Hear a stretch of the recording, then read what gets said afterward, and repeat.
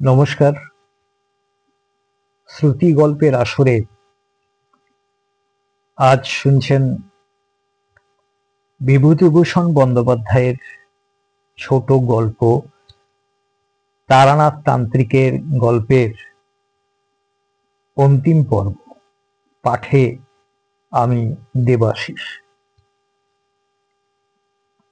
আমার এই গল্প পাঠ যদি আপনাদের ভালো লেগে থাকে তাহলে লাইক, শেয়ার, সাবস্ক্রাইব করে দেবেন,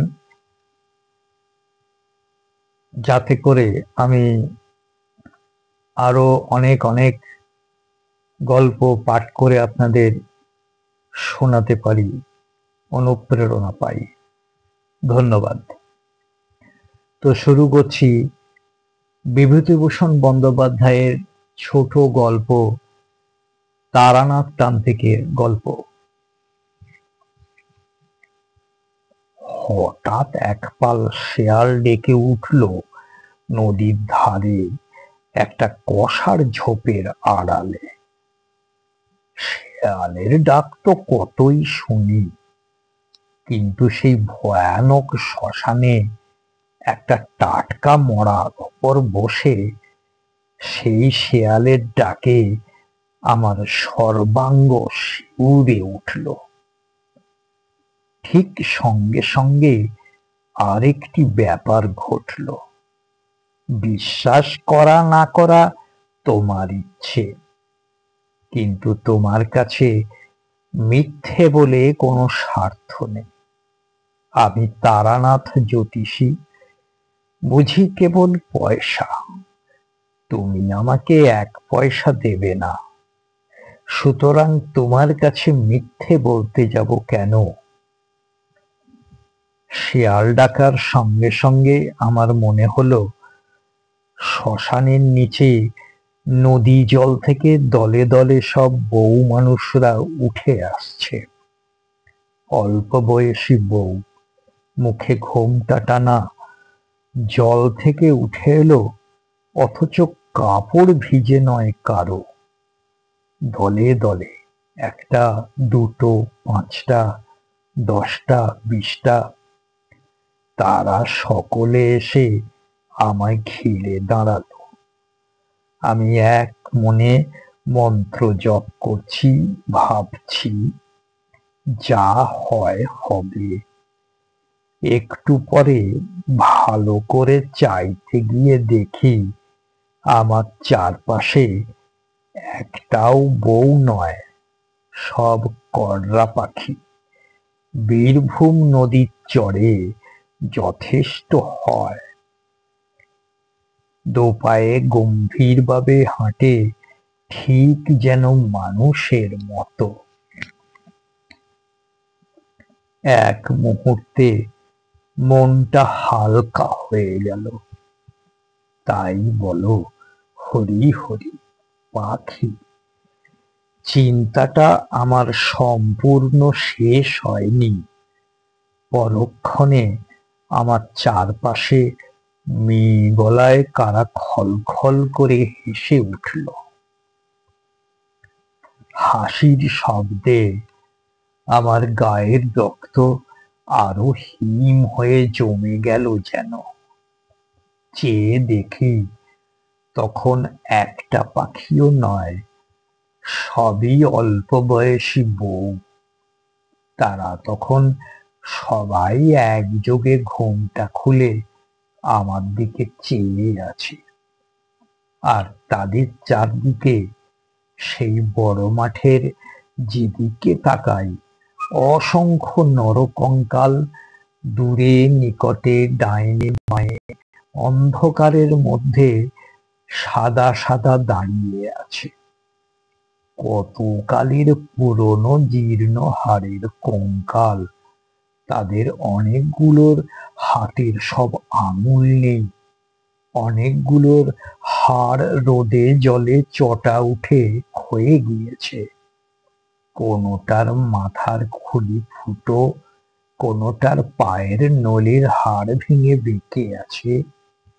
তাদের মুখও নানা দিকে ফেরানো, দাঁড়াবার ভঙ্গি দেখে মনে হয় কেউ যেন তাদের বহু যত্নে তুলে ধরে দাঁড় করিয়ে রেখেছে। কঙ্কালের আড়ালে পেছন থেকে যে লোকটা এদের খাড়া করে রেখেছে, সে যেই ছেড়ে দেবে অমনি কঙ্কালগুলো হুড়মুড় করে ভেঙে পড়ে গিয়ে জীর্ণ ভাঙাচোরা তোবড়ানো নোনা ধরা হাড়ের রাশি স্তূপাকার হয়ে উঠবে। অথচ তারা যেন সবাই জীব, সজীব। সকলেই আমাকে পাহারা দিচ্ছে। আমি যেন প্রাণ নিয়ে এ শ্মশান থেকে পালাতে না পারি। হাড়ের হাত বাড়িয়ে একযোগে সবাই যেন আমার গলা টিপে মারবার অপেক্ষায় আছে। উঠে সোজা দৌড় দেব ভাবছি, এমন সময় দেখি আমার সামনে এক অতি রূপসী বালিকা আমার পথ আগলে হাসি মুখে দাঁড়িয়ে। এ আবার কে? যা হোক, সব রকম ব্যাপারের জন্যে আজ প্রস্তুত না হয়ে আর সব সাধনা করতে নামিনি। আমি কিছু বলবার আগে মেয়েটি হেসে হেসে বললে, আমি ষোড়শী, মহাবিদ্যাদের মধ্যে শ্রেষ্ঠ। আমায় তোমার পছন্দ হয় না? মহাবিদ্যা টহাবিদ্যার নাম শুনেছিলাম বটে পাগলির কাছে, কিন্তু তাদের তো শুনেছি অনেক সাধনা করেও দেখা মেলে না। আর এত সহজে ইনি। বললাম, আমার মহা সৌভাগ্য যে আপনি এসেছেন। আমার জীবন ধন্য হলো।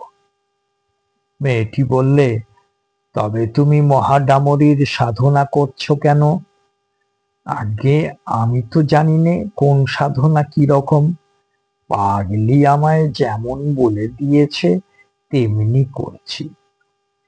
বেশ, মহাডামরীর সাধনা তুমি ছাড়ো, ও মন্ত্র জপ করো না। যখন দেখা দিয়েছি তখন তোমার আর কিছুতে দরকার নেই। তুমি মহাডামরী ভৈরবীকে দেখনি? অতি বিকট তার চেহারা। তুমি ভয় পাবে। ছেড়ে দাও ও মন্ত্র। সাহসে ভর করে বললাম, সাধনা করে আপনাদের আনতে হয় শুনেছি। আপনি এত সহজে আমাকে দেখা দিলেন কেন? তোমার সন্দেহ হচ্ছে? আমার মনে হলো এ মুখ আমি আগে কোথাও দেখেছি, কিন্তু তখন আমার মাথার গোলমাল হয়ে গিয়েছে।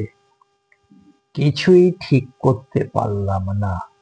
বললাম, সন্দেহ নয়, কিন্তু বড় আশ্চর্য হয়ে গিয়েছি। আমি কিছুই জানি নে কে আপনি। যদি অপরাধ করি মাপ করুন, কিন্তু কথাটার জবাব যদি পাই। বালিকা বললে, মহাডামরীকে চেনো না? আমাকেও চেনো না? তাহলে আর চিনে কাজ নেই। এসেছি কেন জিজ্ঞেস করছো? দিবৈঘ পথের নাম শোনোনি তন্ত্রে? পাষণ্ড দলনের জন্যে ওই পথে আমরা পৃথিবীতে নেমে আসি। তোমার মন্ত্রে দিবৈঘ পথে সাড়া জেগেছে, তাই ছুটে দেখতে এলাম। কথাটা ভালো বুঝতে পারলাম না। ভয়ে ভয়ে বললাম, তবে আমি কি খুবই পাষণ্ড? বালিকা খিলখিল করে হেসে উঠল। বললে, তোর বেলা এসেছি সম্প্রদায় রক্ষার জন্যে। অত ভয় কিসের? আমি না তোকে লাথি মেরেছি, শ্মশানের পোড়া কাঠ ছুঁড়ে মেরেছি? তোকে পরীক্ষা না করে কি সাধনার নিয়ম বলে দিয়েছি তোকে? আমি আশ্চর্য হয়ে গিয়েছি। বলে কি? মেয়েটি আবার বললে, কিন্তু মহাডামরীর বড় ভীষণ রূপ। তোর যেমন ভয় সে তুই পারবি নে, ও ছেড়ে দে। আপনি যখন বললেন তাই দিলাম। ঠিক কথা দিলি, দিলাম। এ সময়ে যে শবদেহের উপর বসে আছি তার দিকে আমার নজর পড়ল। পড়তেই ভয়ে ও বিস্ময়ে আমার সর্বশরীর কেমন হয়ে গেল। শবদেহের সঙ্গে সম্মুখের ষোড়শী রূপসীর চেহারার কোনো তফাৎ নেই। একই মুখ, একই রং, একই বয়স। বালিকা ব্যঙ্গের হাসি হেসে বললে, হে দেখছিস কি? আমি কথার উত্তর দিলাম না।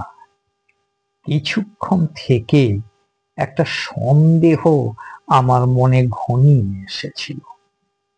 সেটা মুখেই প্রকাশ করে বললাম, কে আপনি? আপনি কি সেই শ্মশানের পাগলি নাকি? একটা বিকট বিদ্রূপের হাসিতে রাত্রির অন্ধকার চিরে ফেরে চৌচির হয়ে গেল। সঙ্গে সঙ্গে মাঠময় নরকঙ্কাল হাড়ের হাতে তালি দিতে দিতে এঁকে বেঁকে উদ্দাম নৃত্য শুরু করলে। আর অমনি সেগুলো নাচের বেগে ভেঙে ভেঙে পড়তে লাগলো। কোনো কঙ্কালের হাত খসে গেল, কোনোটার মেরুদণ্ড, কোনোটার কপালের হাড়, কোনোটার বুকের পাঁজরগুলো। তবুও তাদের নৃত্য সমানেই চলেছে। এদিকে হাড়ের দাসী উঁচু হয়ে উঠল, আর হাড়ে হাড়ে লেগে কি বীভৎস ঠক ঠক শব্দ! হঠাৎ আকাশের এক প্রান্ত যেন জড়িয়ে গুটিয়ে গেল কাগজের মতো, আর সেই ছিদ্র পথে যেন এক বিকট মূর্তি নারী উন্মাদিনীর মতো আলু থালু বেশে নেমে আসছে দেখলাম। সঙ্গে সঙ্গে চারপাশের বনে শেয়ালের দল আবার ডেকে উঠল। বিশ্রী মরা পচার দুর্গন্ধে চারিদিক পূর্ণ হলো।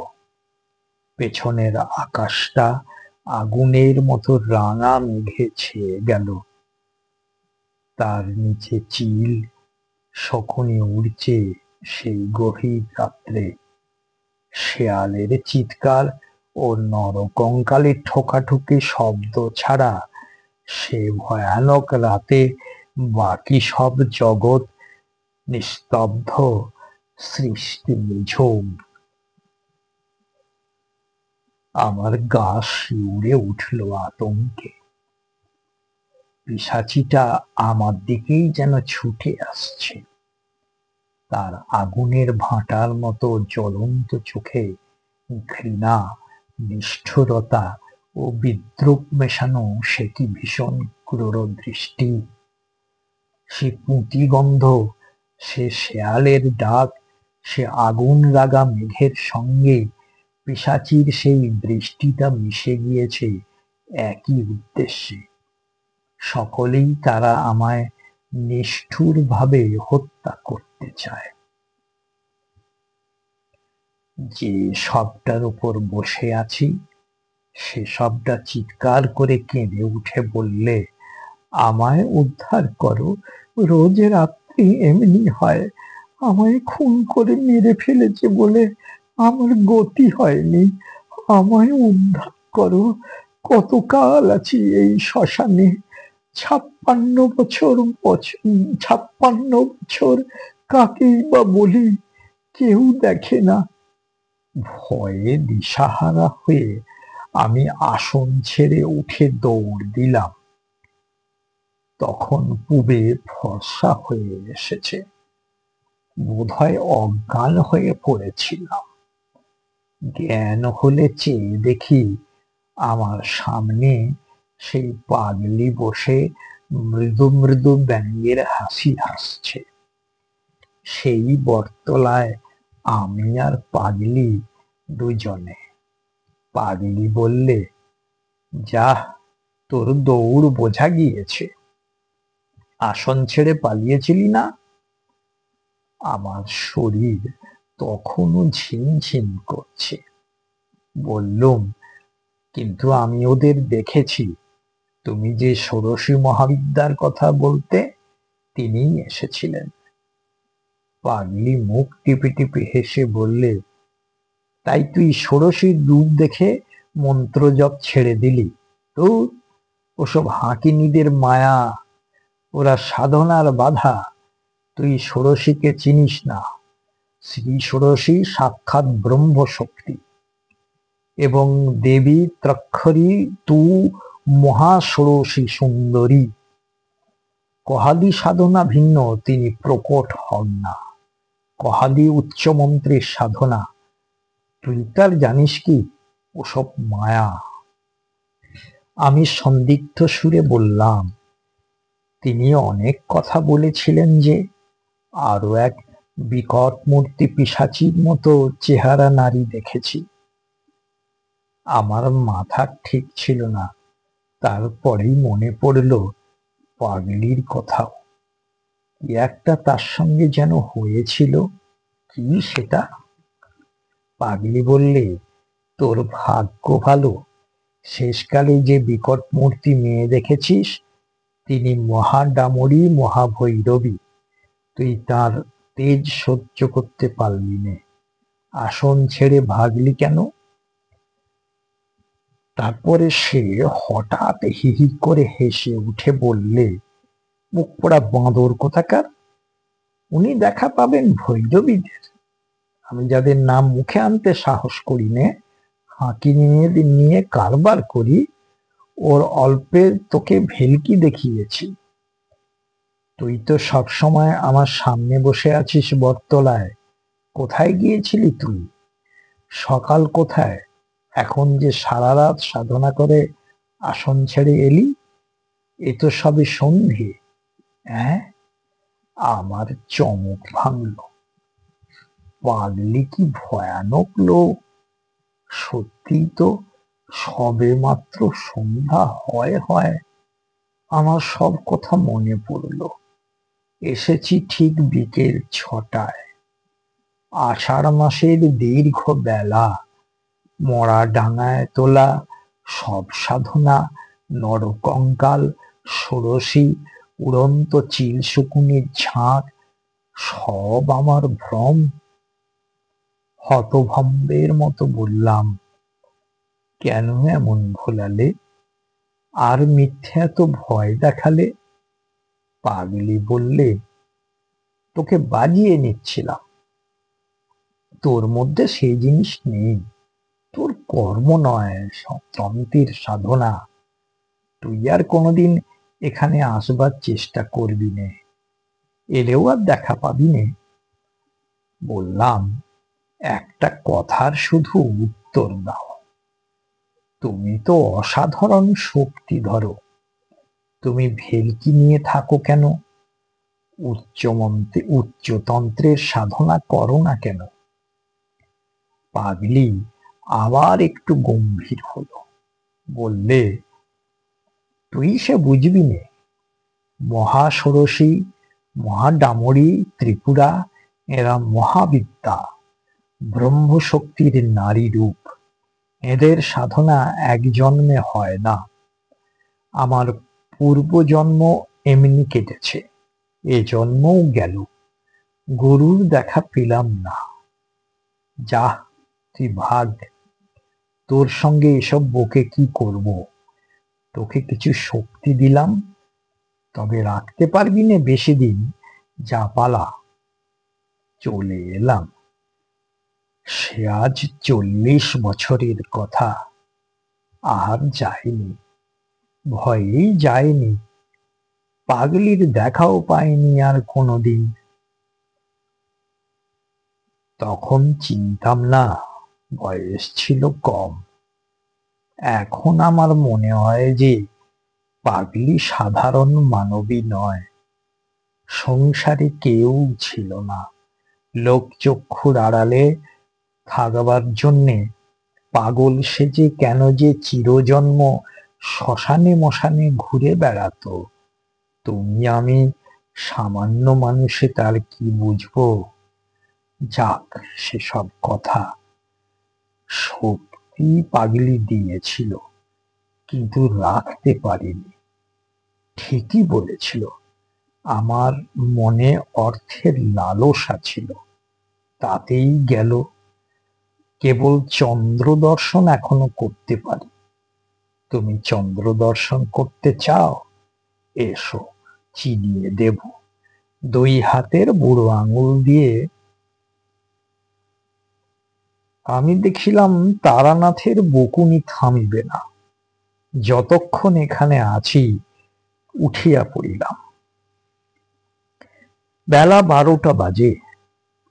আপাতত চন্দ্র দর্শন অপেক্ষা গুরুতর কাজ বাকি। তারানাথের কথা বিশ্বাস করিয়াছি কিনা জিজ্ঞাসা করিতেছেন? ইহার আমি কোনো জবাব দিব না। ধন্যবাদ। তারানাথ তান্ত্রিকের গল্পটি এখানেই শেষ হলো।